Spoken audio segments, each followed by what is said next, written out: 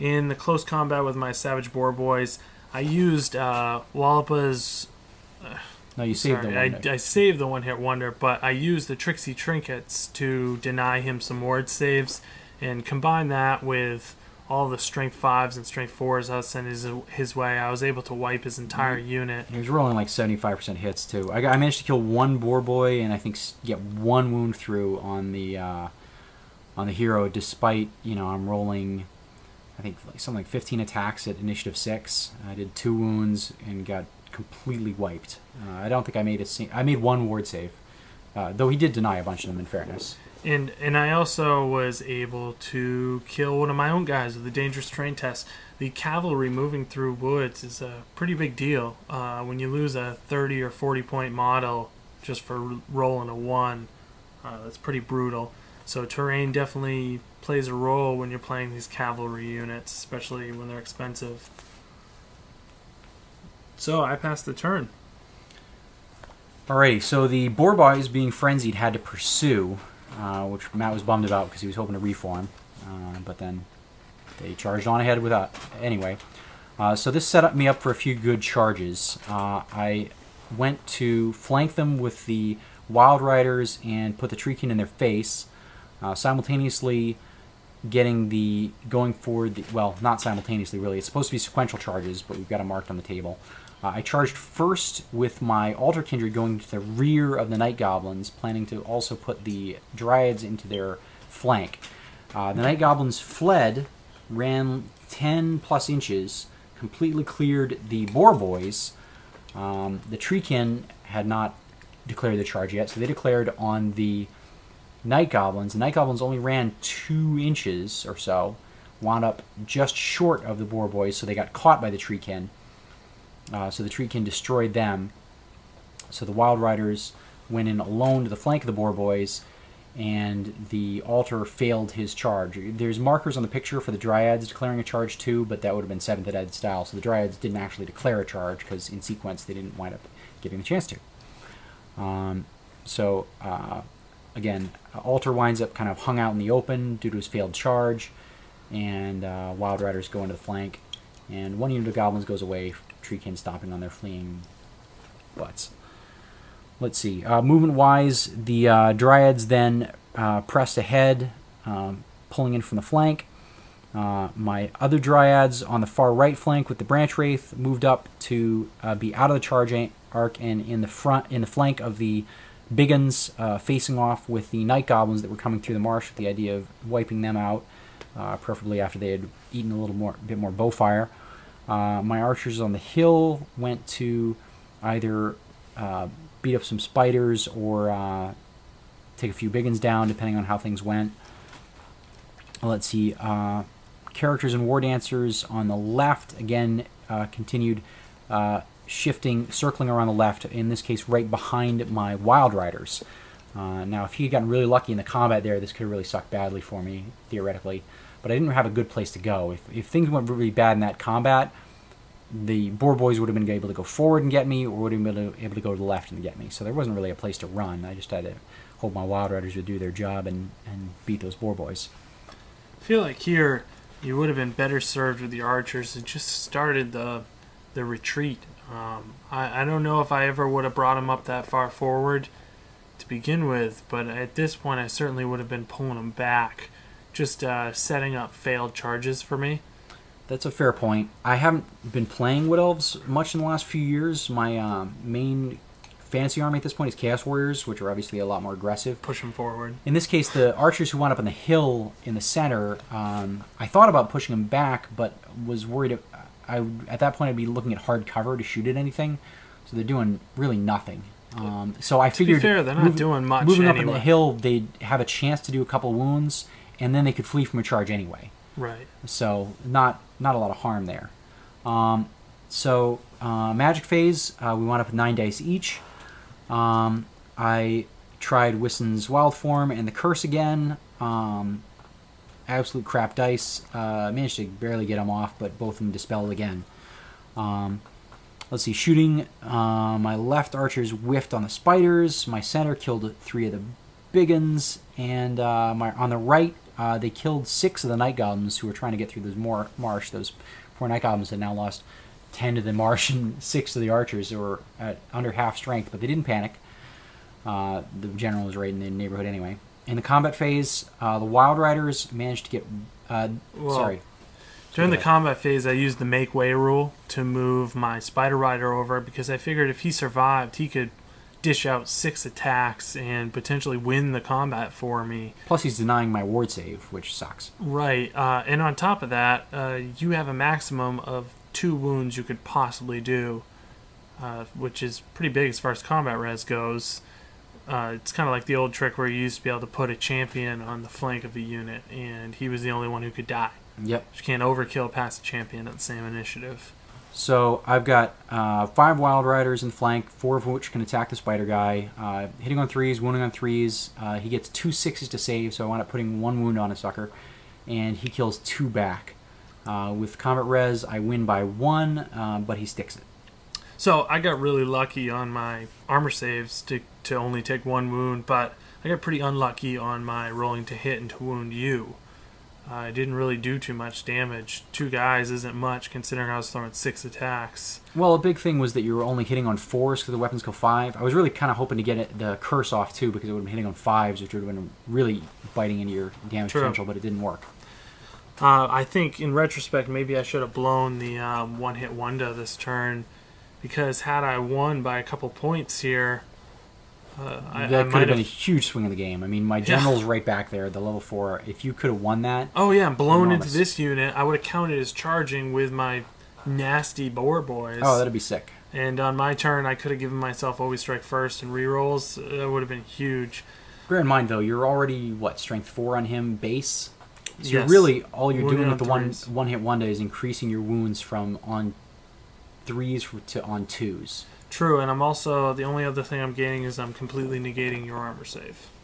That's true. Which may or may not have had yeah, I only needed 6s anyway. I totally failed both sets of my 6-ups and my 5-ups, so it didn't wind up mattering, and this way you could serve the wonder for later. I'll also point out here, my goblin, I really need to rebase him. He's supposed to be on a 50mm base as per the new GW Giant Spider model, but I haven't actually taken the time to do it yet, so we just borrowed a 50mm to put him on. He's still on his old 40mm, back before there were rules. So, my turn.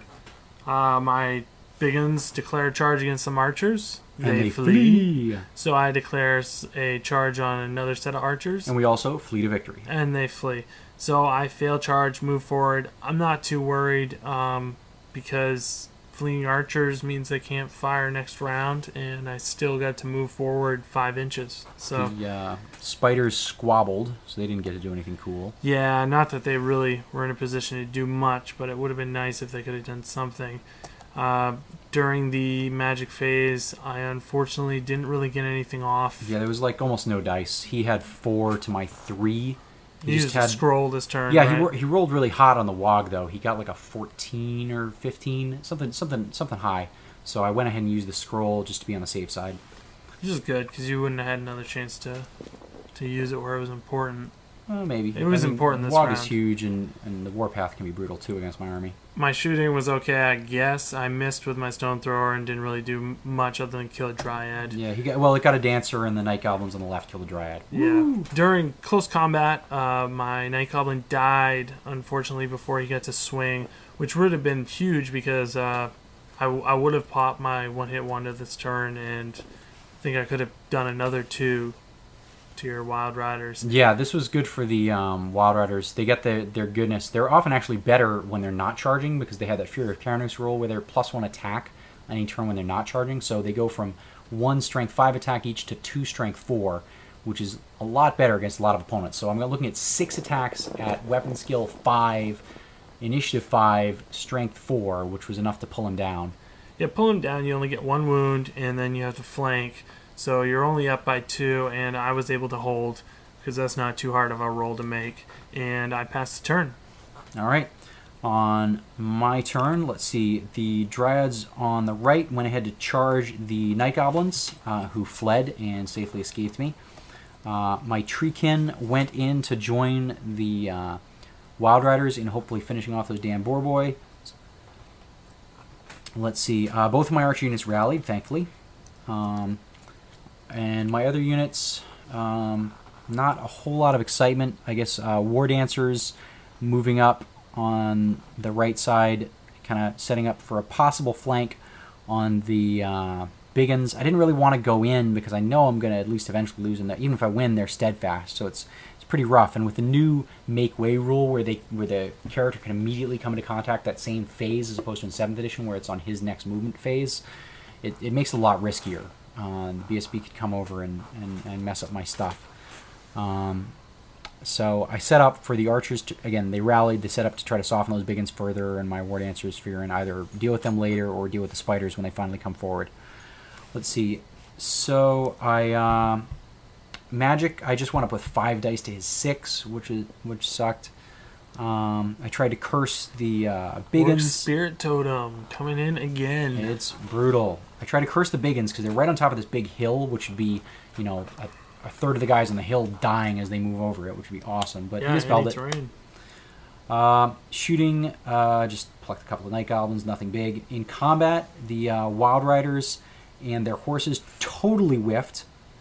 And one Boar Rider managed to kill a Wild Rider. The Treekin, on the other hand, got 8 hits out of their 9 attacks, killing 1. Mighty 1. He made 2... I only did, I think, 3 wounds, of which he made 2 ward saves. Oh, no. You did 4 wounds, of which I made... An armor save? 1 armor save, and then I made 2 of my 3 ward saves. There we are. That's much better. It's just that many 6s. Anyway, so I won that one by, I think, 1. His general was just out of range. His BSB was exactly at 12 inches. He missed the first leadership test, I think, by 2, and the second one by 1. So, yay, I finally beat a unit in combat. And I beat him and ran him down. But unfortunately, I had moved my 4 Wild Riders, not Wild Riders, my 4 War Dancers, who had been attached to the general, but had split off. They were no longer enough to give her Lookout Sir.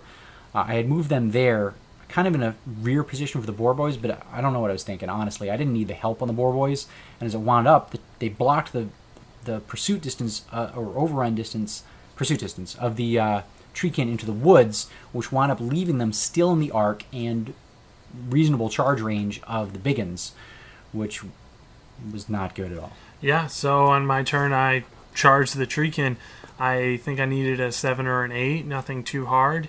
And if I failed it, I felt pretty confident I could just cast the wall and still reach them. And I was on their flank as well, which a ranked unit on the flank of a monstrous infantry unit. Not good for me. Yeah, not good at all. Yeah, I'm not going to do too many wounds, which I don't really care about.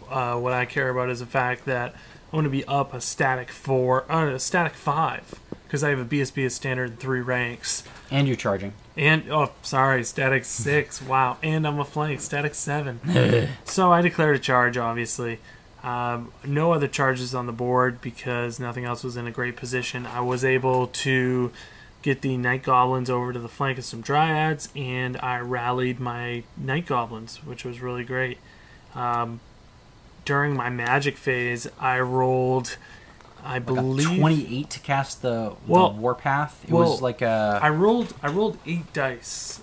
Well, you had 9 dice, and I had 7. Oh, no, sorry. I rolled 7 dice. Yeah. Then I channeled, giving me 8 dice, and then I got a bonus dice because there were 20 orcs in close combat. So I had a total of 9 dice to his 7. Yeah. So already I'm up. And I rolled a really big Gork's Warpath because I wanted to single out... probably my general. She had separated out. You did dispel this. Yes. You got like a 28 and I got a 31 total. Yeah. But unfortunately that left me no dice to deal with the walk. Which meant the wall went off, which threw 2d6 forward for all my units that are unengaged, and I got the Always Strikes First in Hatred, which is always awesome. My Stone Thrower unfortunately had to go along with the fight and move 2d6 towards the nearest enemy. My Forest Goblins and my Night Goblins both charged that nearest unit of Dryads, which I felt pretty confident I could wipe out